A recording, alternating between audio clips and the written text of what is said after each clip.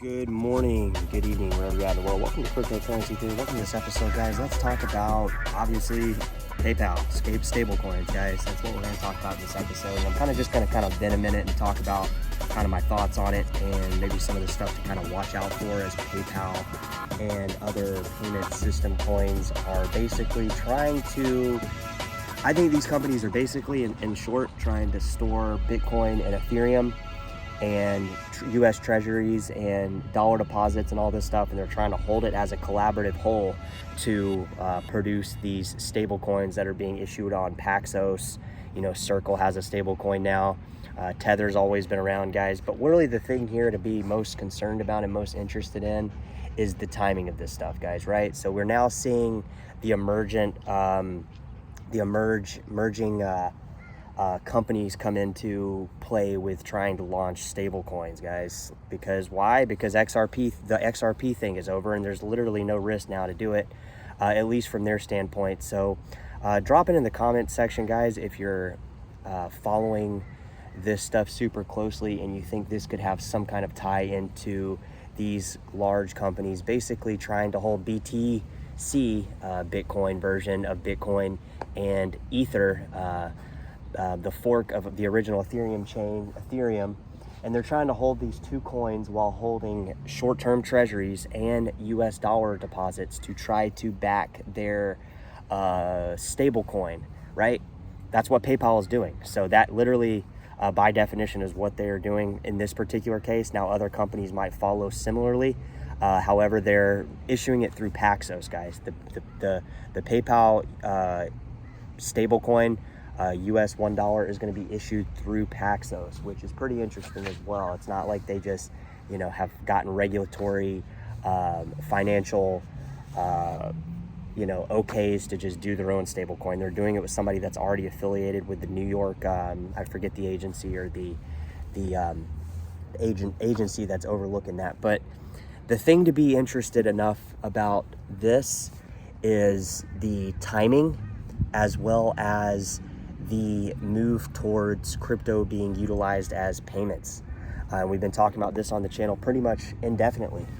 And, I'm gonna have to get up and walk around to talk about it because we'll talk about it again. We are moving into a time, guys, where we are gonna be able to more readily use our cryptocurrency. And you can already do this with, things like Bit Refill, some of these other, like what you see me do on this channel when I pay my cell phone bill with Dash, guys. Bit Refill, there's these different things emerging that have been around for a while, and now the large scale companies are trying to take these things that have been around for a while and implement them on the back end by using US treasuries, like I said, holding BTC, their version of Bitcoin, and Ether, essentially the original fork of Ethereum. So the whole thing's just kind of wacky, to say the least, with the timing of this stuff, just simply because we're seeing this rush now for PayPal. It's like, the DM currency from Facebook or Meta, they're calling, Meta now. It's like they're trying to do all these things. These companies are trying to do all these things to recreate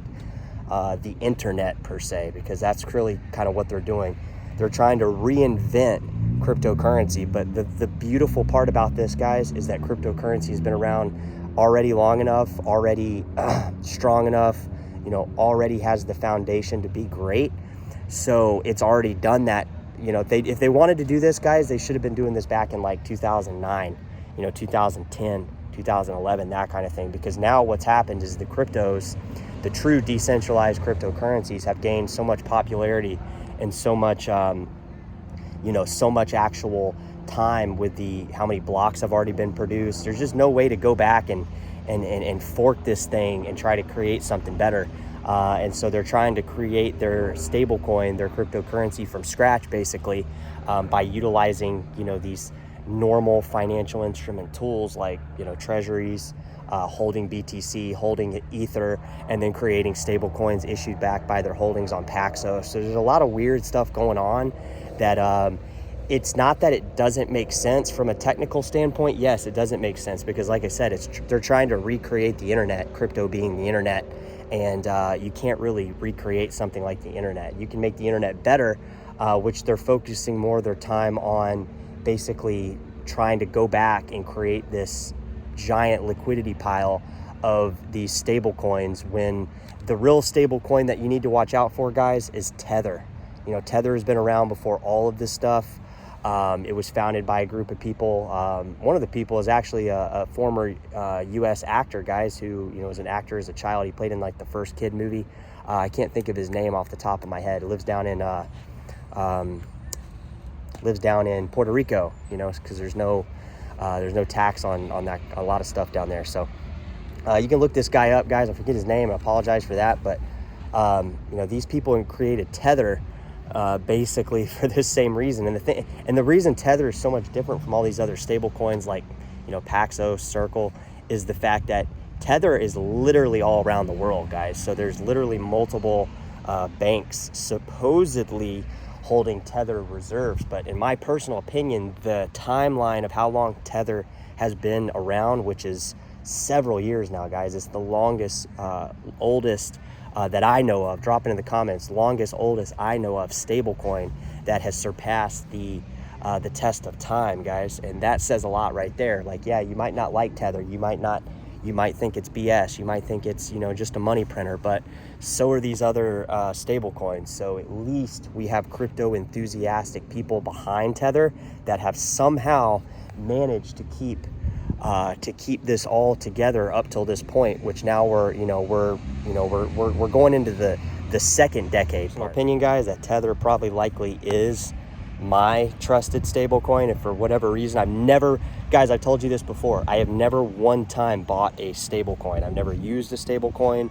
You know, maybe I should, so I can have a little idea of how it is and, you know, how it works, how fast it can be sent to other wallets, that kind of thing. But I've never used a stable coin, guys. So I don't want you guys to think that I'm sitting here promoting stable coins to be, you know, I'm a cryptocurrency guy. I'm not a stable coin trying to protect my dollars, guys. So just know the difference, guys. And basically what I'm saying is if there's any crypto stable coin that I trust, it's going to be Tether, because I prefer a stable coin that has been potentially manipulated all around the world to make it actually make it actually be what it's supposed to be, without the United States using, like I said, treasuries and holdings and deposits, overnight deposits, to create a stable coin. So in my personal opinion, I would rather put my stable coin holdings in a cryptocurrency like Tether, or a stable coin like Tether, simply because it's standed the test of time, guys.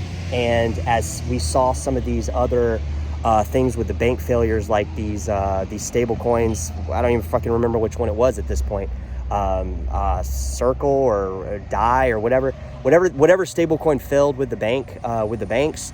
You know, we saw USD coin, that's what I think it was, USD coin.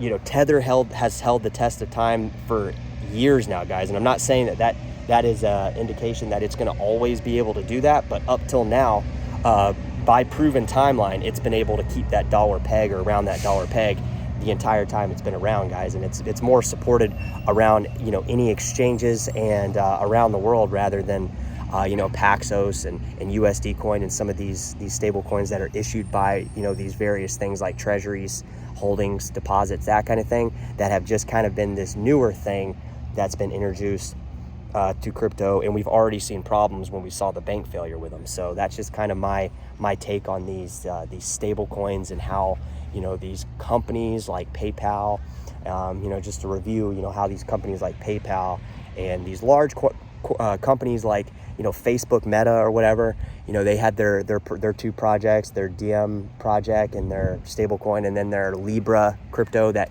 kind of faded because, like I said, guys, they're trying to invent something cool and innovative when the coolest thing and the most innovative technology already exists. So it's like there's no giant leap into what they're doing like the giant leap in crypto has already done. So guys, I guess that's my take on this. I mean, right now, like I said, I've never purchased a stable coin. I probably never will, but I would say that if there's any stable coin or anything that I would trust and put my crypto in to a $1 token to $1 US peg, that would be Tether, guys. And, you know, I don't care what you say about that, guys. I know a lot of people talk crap about Tether, but in my opinion, I would rather put my stablecoin hands, if I want those, into people that created a stablecoin that were enthusiastic about crypto in the first place. Like I said, you guys can look up all the founders of Tether and how it got going. I don't know specific names, but I do know the story. So go back and read that. Do your own research on that, guys. Again, no, I'm not giving financial advice to anybody on here. Basically, all I'm saying is these newer stable type coins like Paxos, USD Coin, all these basically US promoted, membership marked stable coins are not the way to go. Comparatively, if you want to hold a stable coin, I would use something that's, like I said, I'll say it for the third time, stand the test of time, like Tether, guys. So that's kind of my input on what I think you guys need to hear in terms of my thoughts on these large scale corporations. We'll probably see Facebook Meta try to create a stable coin that you can use on Facebook for various different things. We'll probably see some competition among PayPal and Meta and all these different companies try to create their own stable coin now that this XRP Ripple thing is kind of being a giant, just okay, you guys do what you want. So I think that's what we're gonna see, guys. We'll catch you guys and girls in the next episode. Hope everybody's doing well. A lot of stuff going on, guys, but a lot of stuff going on. I've been freaking busy out of my mind. So stay in it, guys. Like I said, just stay in it, and we'll catch you guys in the next episode.